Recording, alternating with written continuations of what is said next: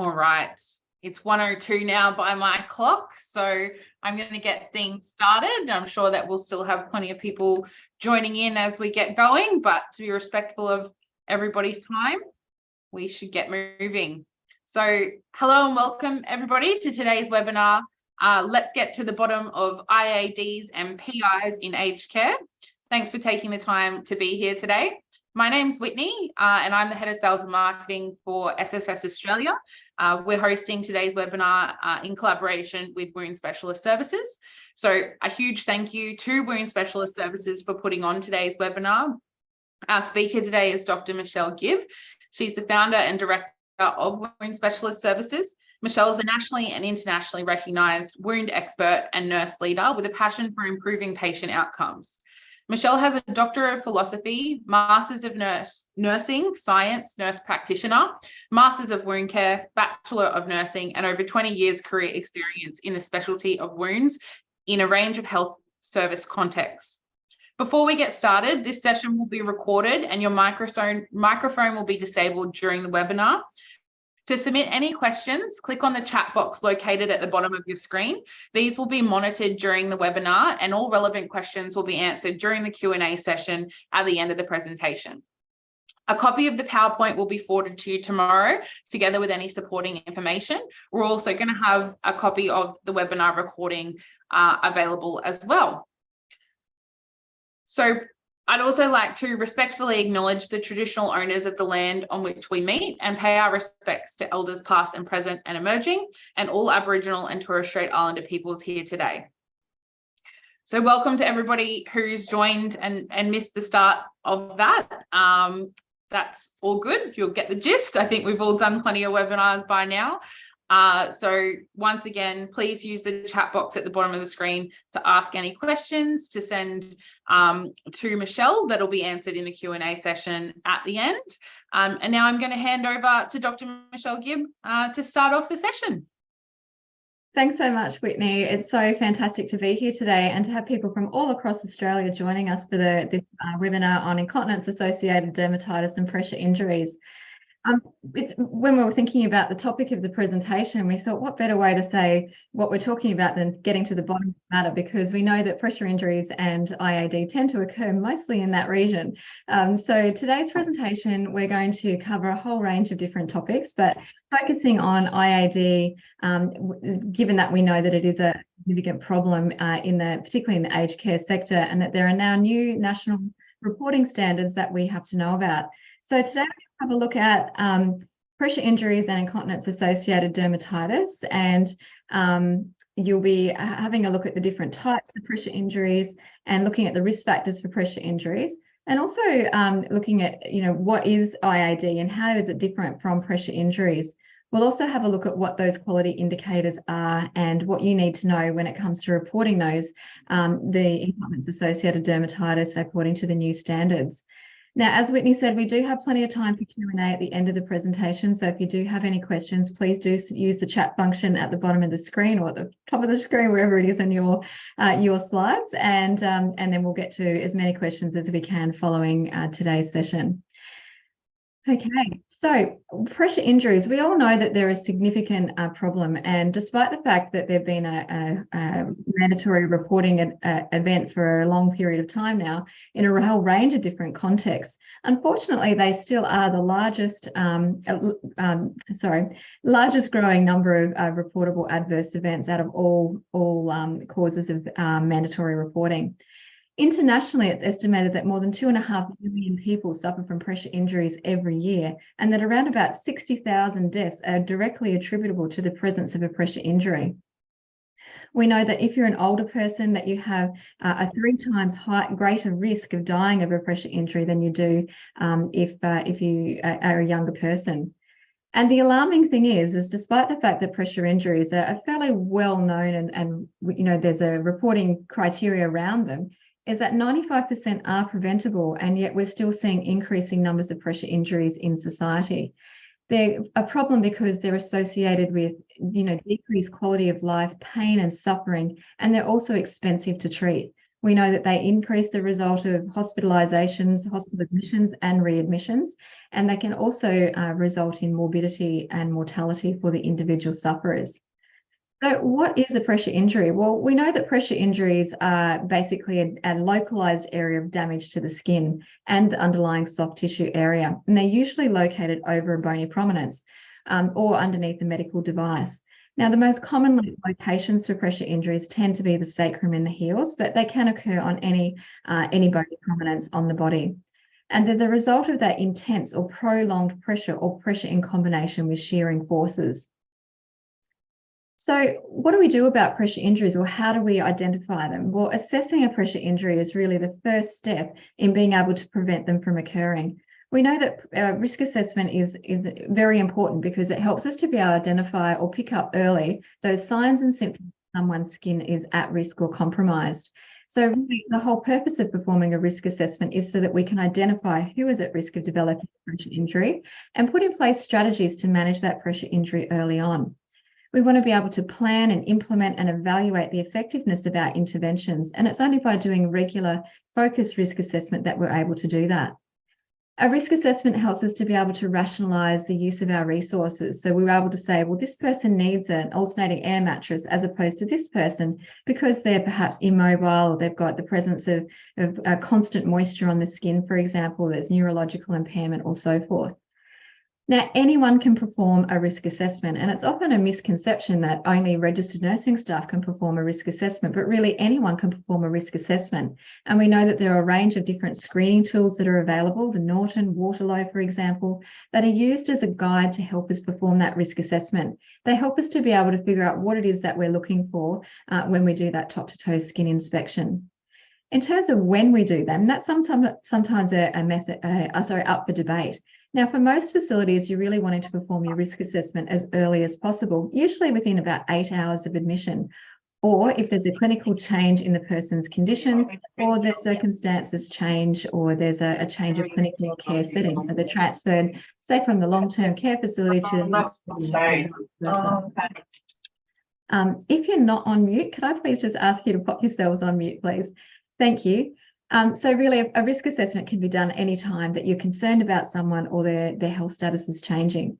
Now, of course, if you are using a risk assessment tool, just remember that they're only as good as your clinical judgment and skills and expectations as well. So they're a piece of paper, a tick box or a checklist to help guide you, but you still do need to use your clinical judgment. So they're a tool to prompt you really at the point of care. There's no point in performing a risk assessment if you don't do anything with the information that you're collecting. So when you're doing your risk assessment, it really is about looking at the whole person, look at our patient or resident, what equipment is being used, the effectiveness of that equipment. We want to listen to our patients as well and any other caregivers involved in their care. You know, are they reporting any painful or reddened areas of skin?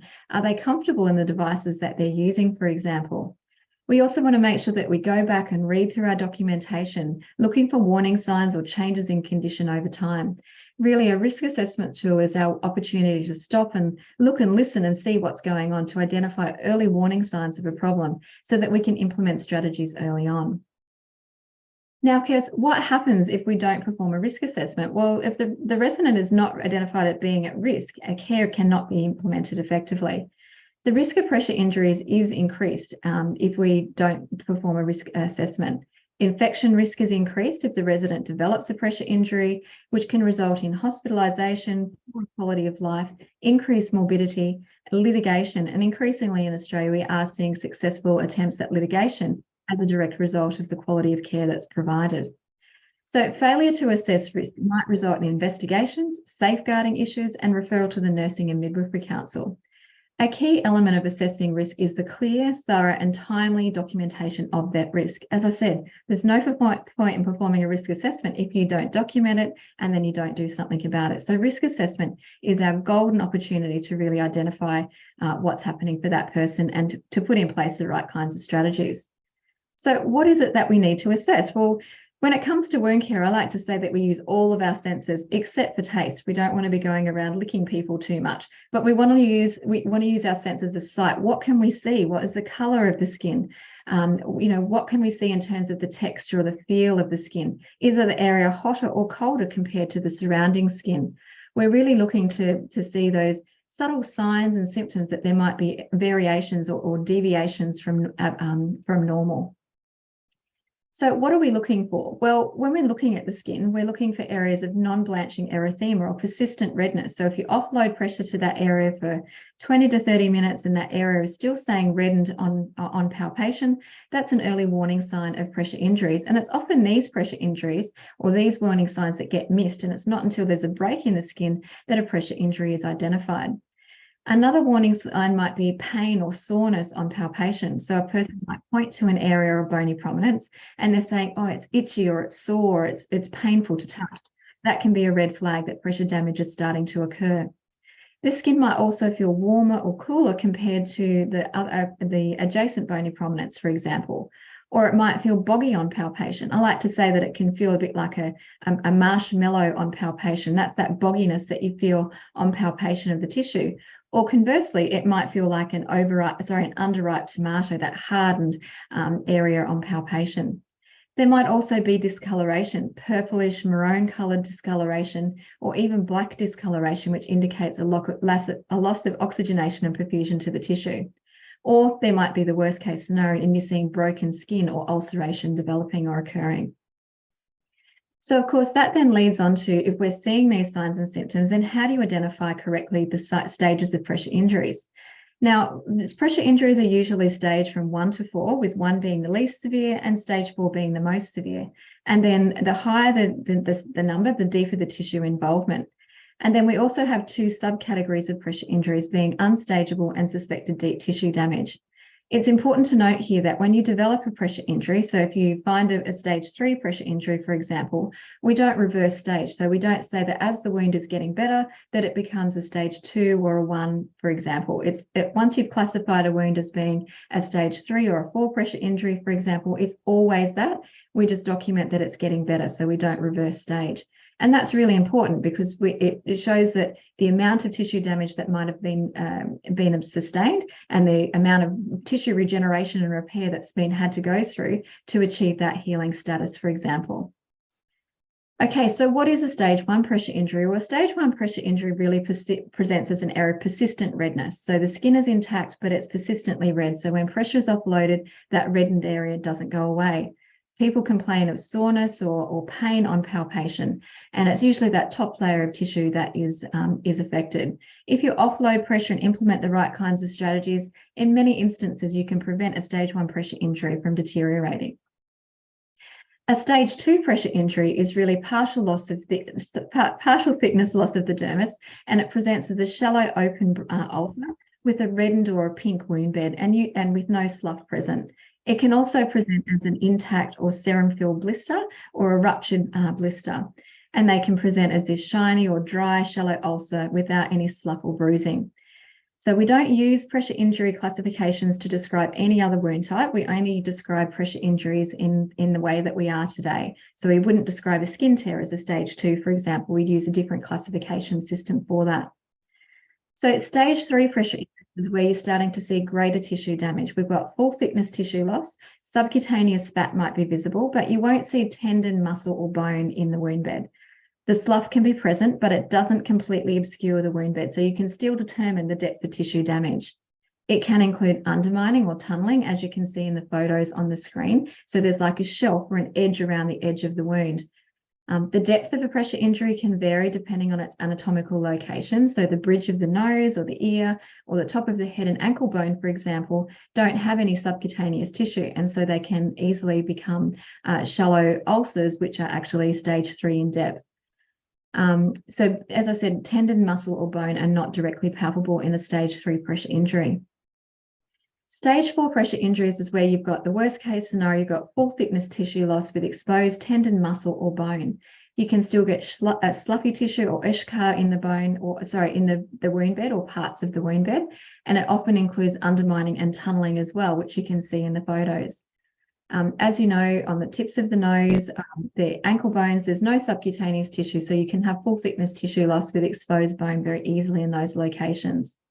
So there's always the risk of osteomyelitis in a stage 4 pressure injury because of the depth of tissue damage that's involved. So, very nasty.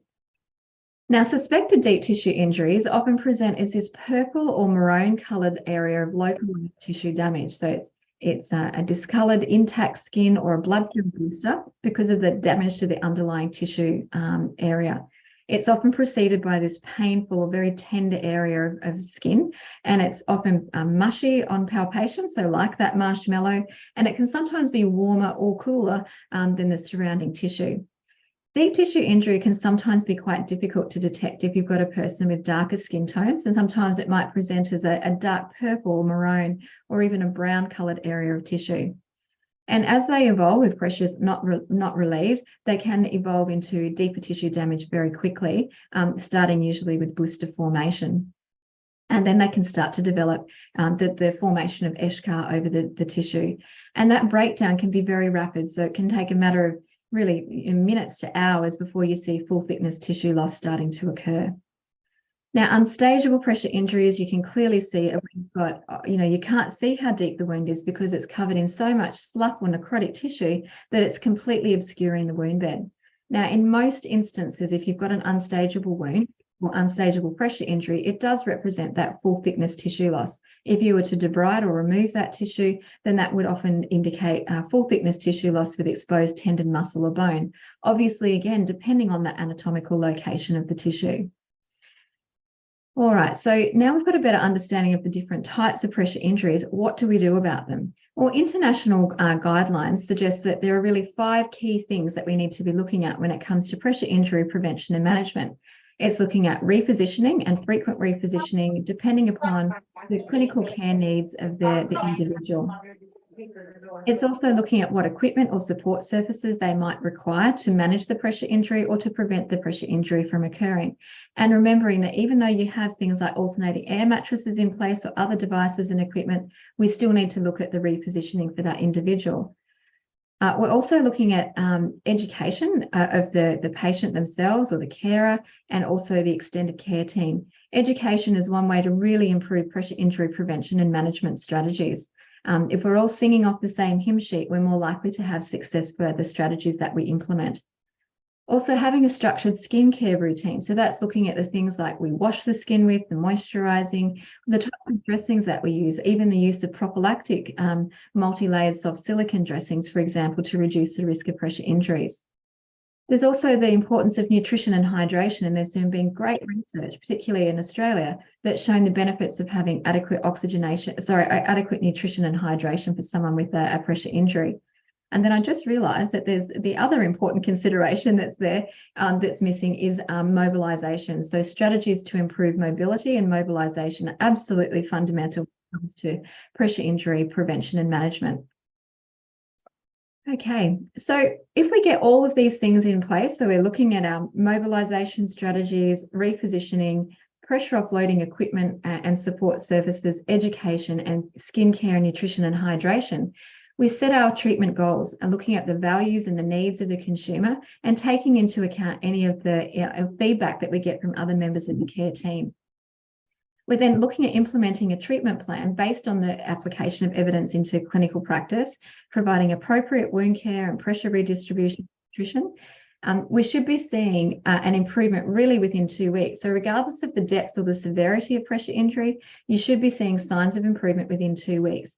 That's not meaning to say that you'll see a stage 4 pressure injury heal in 2 weeks, but rather that you'll see an improvement in symptoms. It might be better control of exudate, improved condition of the peri-wound skin, and reduction in pain and suffering for that individual. So if you're not seeing signs and symptoms of improvement within 2 weeks, then really reassessing, going back to square one, looking at our risk assessment again, and that more focused assessment of the individual so that we can identify what's working and what's not working is really important. And then, of course, knowing when to refer on. So if you're not seeing signs of improvement, you're not sure what's happening, then never be frightened of seeking help early. The earlier we can work together as a team, the better the outcomes are likely to be for the individual. All right, now that's a really quick and dirty on pressure injury prevention and management. And now what we're going to talk about is incontinence-associated dermatitis, or IAD. It's quite the mouthful. Now, incontinence-associated dermatitis is known as a whole range of different things. We know that it is a frequently occurring but largely preventable skin condition. And many clinicians find it really difficult to determine the difference between IAD and pressure injuries. which often results in misdiagnosis and inappropriate treatment. Now, incontinence-associated dermatitis, by definition, you must have the presence of urine and/or feces for it to be IAD. Some other names that we call IAD are things like nappy rash or nappy dermatitis, irritant dermatitis, moisture lesions, for example, and they all essentially mean the same thing. So what it is that erosion of the superficial layer of the skin causing irritation. Now, IAD is extremely painful for the individual sufferer, and pressure injuries can also be that way, but the types of pain that they experience are somewhat different. So how common is IAD? Well, unfortunately, there is still limited data on the number of people that suffer from IAD in Australia. In one acute care study in Australia, of 25% of patients, with incontinence, 42% had IAD. Now, one of the difficulties facing clinicians is accurately differentiating between IAD and pressure injuries.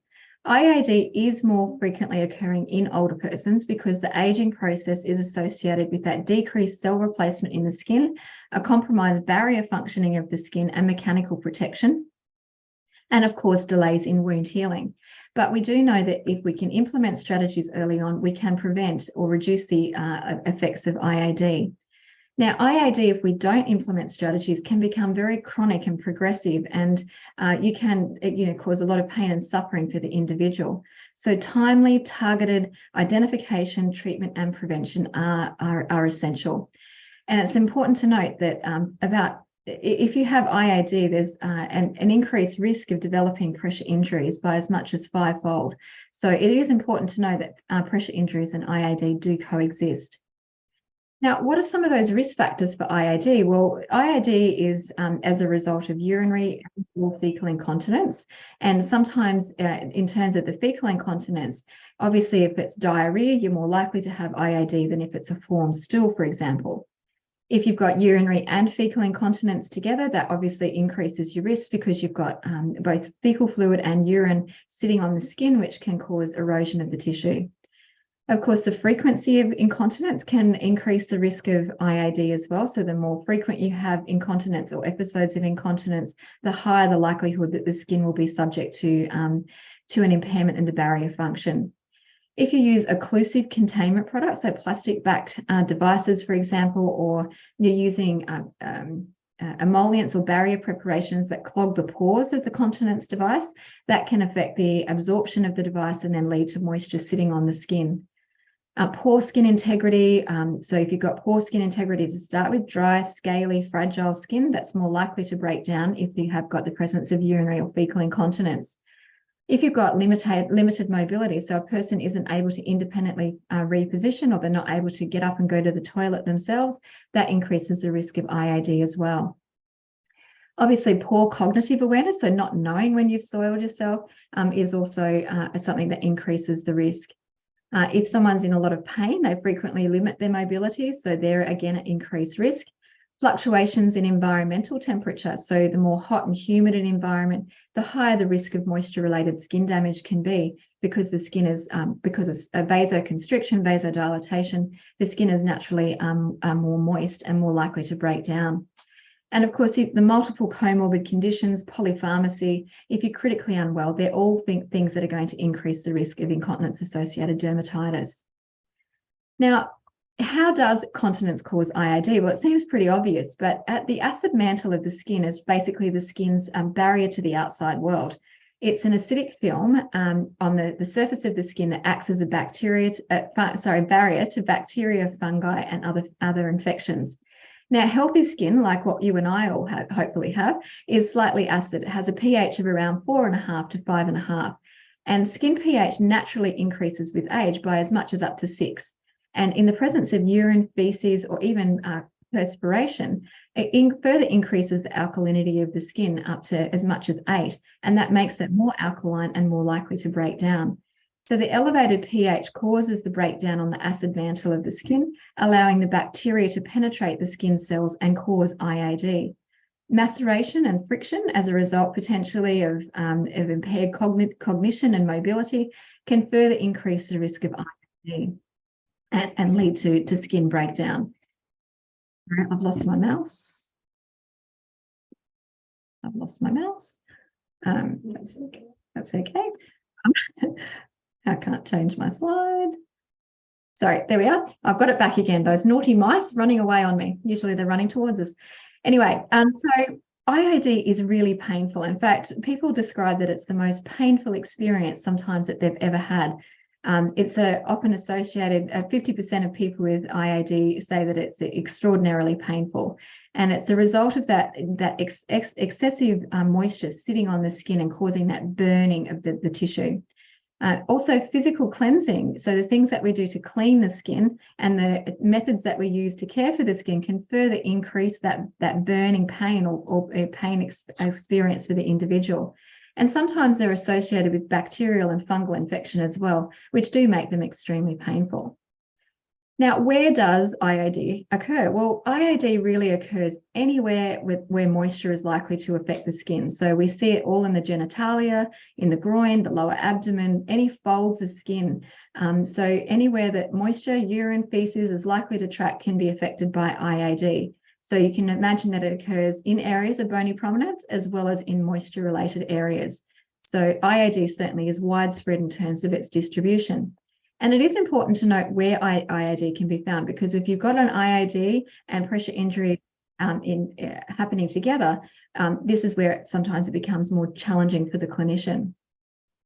But there are several key differences between IAD and pressure injuries, and that's based on the history, the symptoms, the location, the shape or the edge of the affected area, its presentation, or its depth, and some other characteristics. So the key criteria for IAD is that you've got urinary and/or fecal incontinence, whereas for pressure injuries, they tend to occur in areas of bony prominence. So over the heels, the sacrum, for example. So areas that are exposed to pressure and shear. Now, people with IAD often complain of pain, burning, or itching, or even tingling in the area, whereas people with pressure injuries usually complain just of pain. Pressure injuries occurring over bony prominences, whereas IAD can be anywhere that moisture is occurring. Now, what you will notice with IAD is that they have very diffuse or poorly differentiated wound margins, whereas you can see in the photos that we looked at on pressure injuries, they have very distinct or well-defined margins. So that's probably a key differentiator there. Now, in terms of presentation, it's very variable, and we'll go into that in a greater detail in just a moment. And with pressure injuries, it's just worth noting that you can get deeper soft tissue infection. So it can be quite difficult. So as you can see in these photos here, is it IAD or pressure injury? Now, the main differentiator here is the anatomical location. So the pressure injury, which is on your left, I think it is on the sacrum, and it has well-defined or distinct wound margins, whereas the IAD is in the natal cleft, and you can see that there's fecal content already coming out of the area, and it's poorly defined diffuse wound edges on the skin. Now, the Ghent Global Classification System is the categorization tool that's been selected by the Department of Health as the system for the classification of IAD. Now, the Globiad is as its shortened version is known as, is basically categorizes IAD based on visual inspection of the affected skin areas and aims to create an internationally agreed description of the IAD severity and to standardize its documentation. Now, the Globiad is an internationally validated tool, and it enables us to monitor or classify IAD as it changes in characteristics over time. I've lost my mouse again. Here we are. The Department of Health and Aged Care, as we know, have added an additional 6 quality indicators from the 1st of April of this year. And under the National Aged Care Quality Indicator Program, it's now a requirement that you are able to correctly identify the presence of IAD with the additional quality indicators that have been introduced. So care recipients who experience IAD are required to be reported against each of these 4 characteristics, and we'll have a closer look at these now. Now, category 1 is really considered to be the least severe in the Globiad classification. So it's an area of persistent redness where there's moisture-related damage likely to occur. So you can see that it has ill-defined or non-distinct wound edges. The skin is intact, but it presents as this shiny reddened area of skin. Sometimes you might see maceration or small little blisters starting to occur, and the skin can be intensely painful, tingling, burning, itching in the area. Category 1B is where the skin is still intact, but it's showing signs and symptoms of clinical infection. So as you can maybe hopefully see in the photo, there's like a whitish discoloration on top of the area of redness. So it's almost like a cheesy-like texture to the skin, and often associated with some malodor, like a musty smell, which can indicate the presence of fungal infection. So you've got redness, ill-defined wound margins, tingling, burning, and pain at the site of the affected area, and you've also got the presence of localized infection. Now, category 2 on the IAD classification system is where, again, you've got skin loss this time, but there are no signs or symptoms of infection. So it's area of persistent redness, you've got superficial loss of skin integrity, so denudation of the skin and excoriation. You might start to see blistering or vesicles occurring, and maceration may also be present. And again, it's extremely painful, burning, tingling, itching or pain. Now, category 2B is the most severe in the Globiad IAD classification system, and that's where you've got ulceration or skin loss is occurring, excoriation, extreme pain, itching, and burning at the site of injury. It might feel increased heat on palpation, and often is associated with fungal or bacterial infection or both. And there may also be the presence of odor or even greenish discoloration as a result of Pseudomonas bacteria. It might also be producing moderate to large amounts of exudate because the skin is raw and eroded. So under the Globiad classification system, when you're reporting with the mandatory quality indicators, we're using this classification system to be able to grade the severity of IAD that you're seeing. So as you can see from the photos, and we've got some more photos here because I think photos do certainly tell us 1,000 or speak 1,000 words. It ranges from pink to red with poorly defined wound edges. It can be patchy, or it can cover an entire affected area where moisture is likely to be. Because of inflammation, the area often does feel warmer on palpation than the surrounding skin. There can be blisters or vesicles, papules or pustules that are present, particularly in the presence of fungal or bacterial colonization. The epidermis, that top layer of the skin, can be broken, and ulceration, moist, weeping, open skin can be present. Usually the person complains of discomfort, pain, itching, tingling in the area, even though the skin might be intact. So key symptoms that you're looking for are maceration, erythema, the presence of lesions, erosion or denudation of the skin, and signs and symptoms of bacterial and fungal infection. And just if the photos weren't bad enough, straight after your lunch, you can see here that there's a classic example here of category 2B, where you've got infection of the skin, as well as the presence of fungal and bacterial colonization. This cheesy-like appearance to the skin here is a typical example, as opposed to pressure injuries, where you can see that you've got very well-defined, distinct wound margins. You haven't necessarily got that widened area of erythema as a result of urinary or fecal incontinence. Again, very painful, but you can see the difference is that ill-defined wound margins here, and then you've got much more closely defined wound margins here. So if the worst occurs and you're seeing IAD, or you've got someone at risk for IAD, what do you do about it? Well, really the management and prevention of incontinence-associated dermatitis consists of developing an assessment and management, having a structured skincare regime. So ensuring that optimal skincare is provided after each major episode of incontinence, particularly if fecal incontinence is present. And one of the most important things that you can do is that early intervention and use of barrier preparations to protect the skin. Now, skin assessment for someone with IAD should really occur at least daily in at-risk people, so that we can identify problems early on. And we also want to be able to evaluate the effectiveness of the prevention strategies that we're putting in place. Management of incontinence does require a careful assessment of the patient to identify the type of incontinence. So what its cause is. Is it urinary, fecal? Is it related to a poorly controlled underlying health conditions, for example? Treatment of reversible causes usually involves the non-invasive behavioural interventions such as nutrition and fluid management, or looking at the toileting technique. Excuse me. Review of continence aids to ensure that, that they're appropriate for the situation and that they're capable of absorbing the amount of fluid that the person is producing. In some cases, in severe episodes of IAD, you might look at the temporary use of diversion tactics, so things like indwelling catheters or fecal management systems to remove the source of the problem on a temporary basis to allow the skin to restore and to improve the outcomes for the person, and then obviously at the same time implementing preventative strategies to stop using those fecal or urinary containment systems as quickly as possible.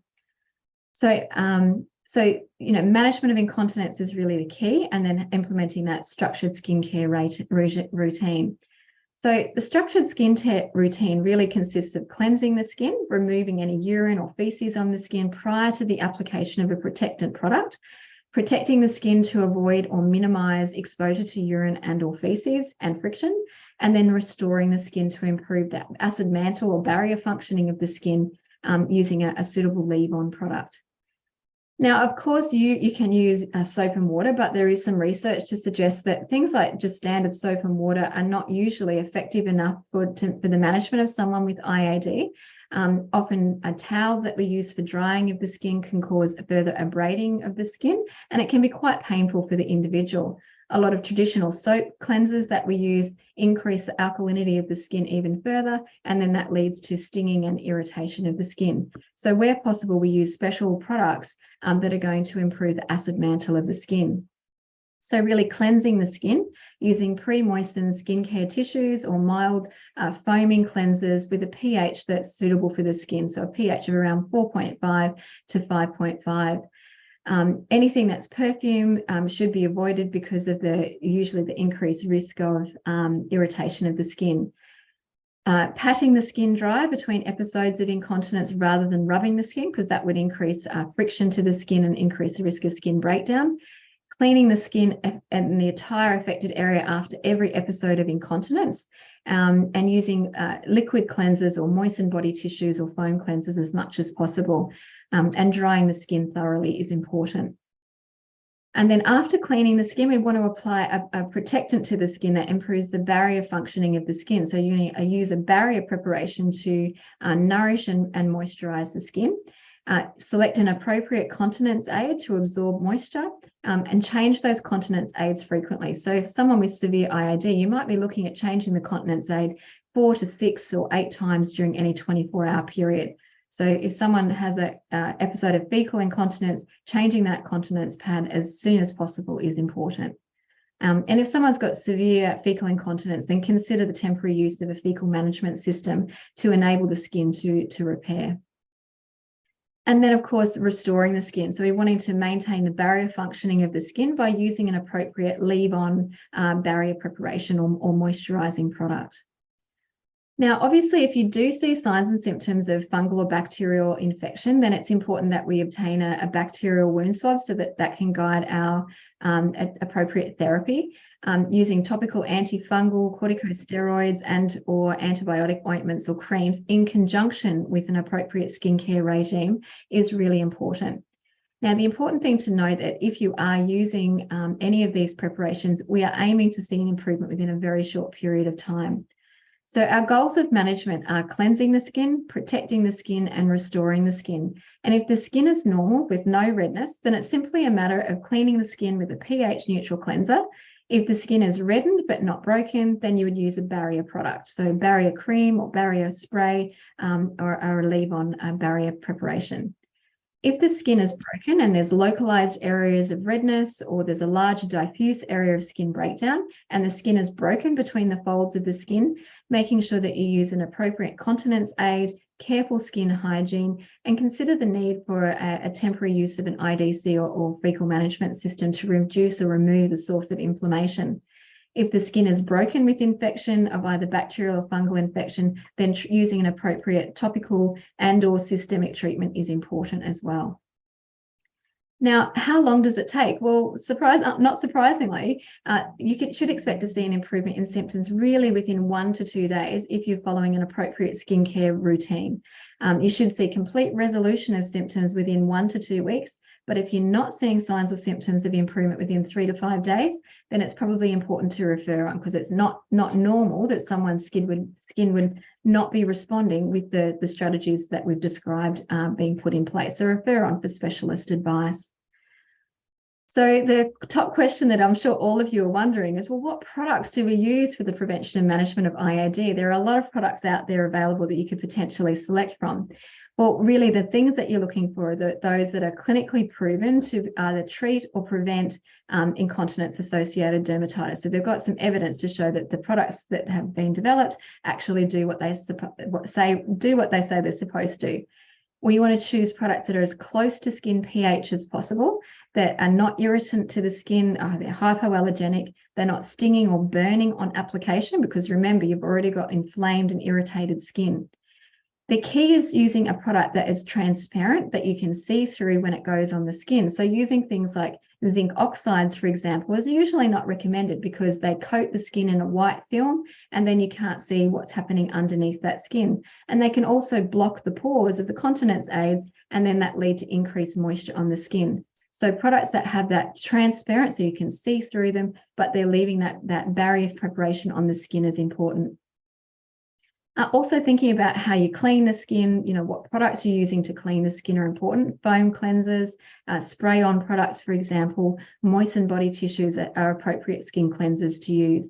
We're not wanting to increase that damage to the barrier functioning of the skin, and nor do we want it to impair the effectiveness of any incontinence aids that might be being used. We also want it to be cost effective. So if we have to put the product on every continence age change, maybe that's not as effective as one that you put on every couple of days, but the product lasts over that longer duration, for example. So lots of considerations to think about when it comes to the types of products that you might use, but there are products out there that can be easily used at the point of care that improve that barrier functioning of the skin, that moisturize the skin and can restore it and protect it from further damage. So as I said before, the Department of Health and Aged Care have added an additional 6 quality indicators for residential aged care in particular.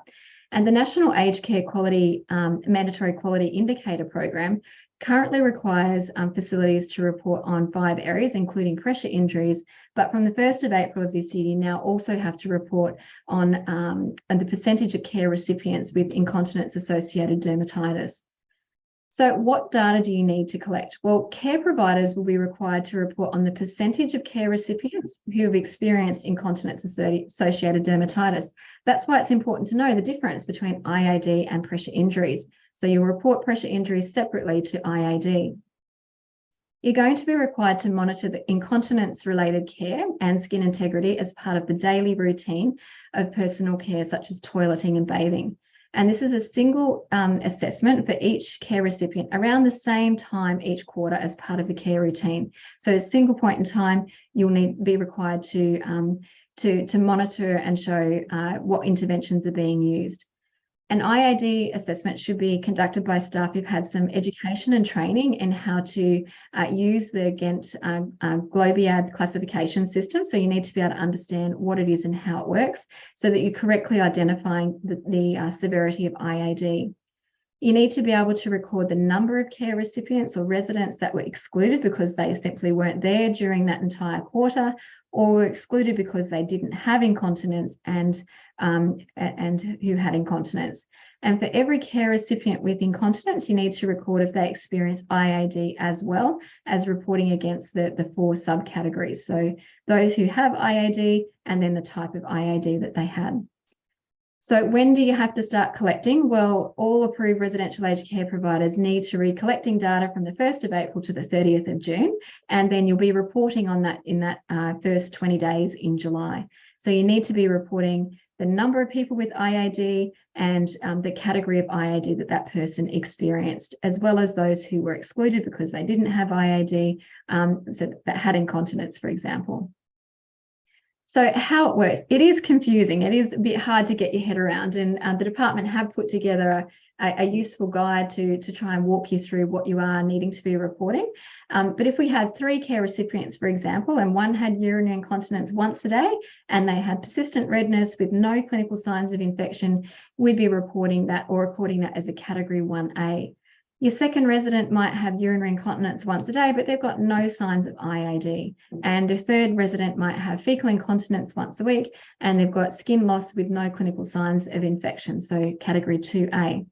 So using this information, we then say that the number of care recipients who were assessed was 3, and the number who experienced incontinence was 3, but there was no one excluded because everyone was present on the day of the audit. And the number of care recipients who had experienced incontinence with IAD was 2. And then those 2 people had, one had a category 1A with persistent redness, and the other one had a category 2A with signs of skin loss without signs of clinical infection. So it's a lot of data, a lot of information, but if you think about it, it's actually fairly simple information to record if we break it down into this kind of format. So the important things are to note is that you need to undertake that baseline continence assessment. So look at all your residents and figure out who's got incontinence and who hasn't. And those who have incontinence, are there any clinical signs or symptoms of IAD? And make sure that you're performing a regular skin inspection to identify changes over time. We need to be documenting the findings and recording, and making sure that we're implementing collaborative care planning and the right kinds of strategies based on those care recipient needs. And then if we do develop any adverse events associated with IAD, that we've got the right kinds of strategies in place. So really, when it comes to pressure injuries and IAD, they both definitely can coexist. And if you have incontinence-associated dermatitis, you have a 5 times greater risk of developing a pressure injury. So the best way to manage them is really prevent it from occurring in the first place. And there's pretty simple strategies that we've spoken about today. Good skin and wound hygiene, the use of barrier preparations, the right kinds of continence aids can help to improve skin integrity and reduce the risk of pressure injuries and IAD from developing. And if you're not sure what to do, or the condition is not improving after really 3 to 5 days, then that's a sign that you need to reach out and seek further help. So hopefully this information today has helped with some of the clear up some of the misconceptions and understanding around what the difference is between IAD and pressure injuries. We've got plenty of time now to go through some questions and discussions. So if you do have any questions, please do type them into the chat box. I can't promise that we'll get through every question today, but for those that we don't answer, we'll do our best to answer them and send the responses out to you via email with a copy of the presentation tomorrow. But I'll just open up the chat box now and just see what questions we've got. And I've got my colleague in the background who's going to help me with some of the questions as well. Uh-oh, did my screen just drop out? Yeah. It did. Have you got me at all? Yeah, we've got your photo. Just your photo. With that screen. You can see that? Yeah, got the references. Okay, I'll just go back to questions and discussion. Sorry about that technical glitch right at the end. Don't you love that? First, I had no mouse, and then by the audio is kept in them. Okay, so one of the questions, thank you, that's come in, that says, in aged care, we see products that promote being pH neutral. Is this helpful if the skin is already increasing in pH, or should we be aiming to rebalance the pH? That is a fantastic question, because obviously the pH of the skin has changed and it's become more alkaline. So what we're aiming to do is to really restore the skin integrity, to restore the acid mantle of the skin. So using products or selecting products that are as close to normal pH as possible is really our key, because that reduces that burning and irritation of the skin. So skin cleansers, our barrier preparations, the leave-on products are designed to reverse the effects of skin damage and inflammation, and to bring that pH back into normal ranges. So you are aiming to try and find a product that is as close to pH neutral as possible, neutral being not going to cause too much, burning or stinging on application, and therefore less likely to irritate the skin. Okay, sorry, just running down. Now, another question that came is do we have a recommendation on what website we can go to find out more about incontinence-associated dermatitis versus pressure injuries? Thanks, Stephanie. That's a great question. So there are some fantastic resources that you can use. The Department of Health and Ageing has put up some information to help with the differentiation between IAD and pressure injuries. The National Pressure Injury Advisory Panel, which is an international website, will have information available on classification and risk management strategies and prevention strategies for pressure injuries. There's also some other great resources. I'll list them for you in the pack of resources, and some websites that you could go to where you could find some further information to complement today's presentation. Another question that's come in, thanks Donna, is on the use of topical steroids or antifungals with the use of barrier products. That is a great question, Donna, because there is some contention out there as to whether you need to use topical corticosteroids and antifungals in combination with barrier preparations. They say if you put a barrier preparation on, do you need to use the topical steroid and antifungal? Does it not block the effect or absorption of those products into the skin? Now, I'm going to say the jury's still out on this. My practice myself is that I use a barrier preparation because I'm wanting to protect the skin and improve the water repellency, if you like, of the skin, and then using a topical corticosteroid or antifungal on top of that, which is still absorbed by the skin, potentially at a slower rate, agreed, but we're reducing the inflammation and irritation of the skin at the same time. So it's like chicken and the egg. Which one do you do first? But restoring or repairing the barrier preparation, barrier functioning of the skin is probably equally as important as treating any bacterial or fungal infection, but open to further discussion about that. So can thrush be considered an IAD or a separate associated condition, so not IAD? A great question again. So thrush, which is usually a candidal infection, which is a fungal infection, is really often goes hand in hand with incontinence-associated dermatitis. There is a condition called intertrigo, which can be found in any skin folds anywhere on the body, so under the armpits, for example, under aprons of, abdominal aprons, for example, and that not necessarily be classified as IAD, but it's the same kind of skin infection that you're seeing. So IAD, you must have urinary and or fecal incontinence, and then you can get a secondary fungal infection. But thrush is usually, which is a candidal infection, can be separate to IAD. So if you don't have urinary or fecal incontinence, then you can still get a primary candidal or fungal infection and it not be IAD. So hopefully that answers that question. Another question that's come in is, how long does it take to get a deep tissue injury? One resident got a deep tissue injury on heels after a few hours of being with family while sitting on a wheelchair and pushing her heels against the wheelchair straps. So that's a great question. Now, pressure injuries can occur very quickly, and it depends on the comorbid conditions of the patient, medications, their level of mobility or ability to independently reposition. But pressure injuries can occur in as little as 10 minutes in some vulnerable people. So it really depends on the uniqueness of the individual client situations, but a deep tissue injury can happen very quickly, or even full thickness tissue injury can happen very quickly. So difficult to put an exact time around that, but certainly it does depend on those patient-related factors and environmental considerations. Another question here is comment on the use of zinc cream, such as Sudocrem. Now, as I said earlier in the presentation, our goal when we're using barrier preparations is to use something that's transparent. Often zinc oxide-based barrier preparations like Sudocrem, for example, are applied over any areas of the skin to protect them against moisture-related skin damage. The problem is that often people in their good intentioned approach slather the skin and mask it with the zinc oxide cream, and then that means that you can't then see through that product. So it creates this barrier so that you can't see what's happening underneath. And then it can also affect the ability of the continence aids to absorb moisture. So you'll find that the continence aids aren't able to soak up the urine or feces effectively because the zinc has actually effectively blocked the pores of the continence device. And then if matters aren't bad enough, then because we can't see through the zinc, we tend to get quite vigorous with our cleansing to remove that, and that can further abrade and irritate the skin. So if you have an opportunity, try and choose a barrier preparation product that's transparent, that's clear on application, that you can see through what's happening to the skin underneath. If you are going to use zinc oxide-based barrier preparations, then the thinnest smear possible is what you're aiming for, and try and use a surfactant cleanser to cleanse the skin if you in between reapplication, so that you're removing that product without it causing further trauma to the skin. Hopefully that answers that question. Okay, so another question that's come in, thanks Judy, is that what dressings should be applied for a pressure injury stage 1 through to stage 2? I wish I had a really easy answer to this question, but unfortunately I don't. And the reason why is because every situation is completely different.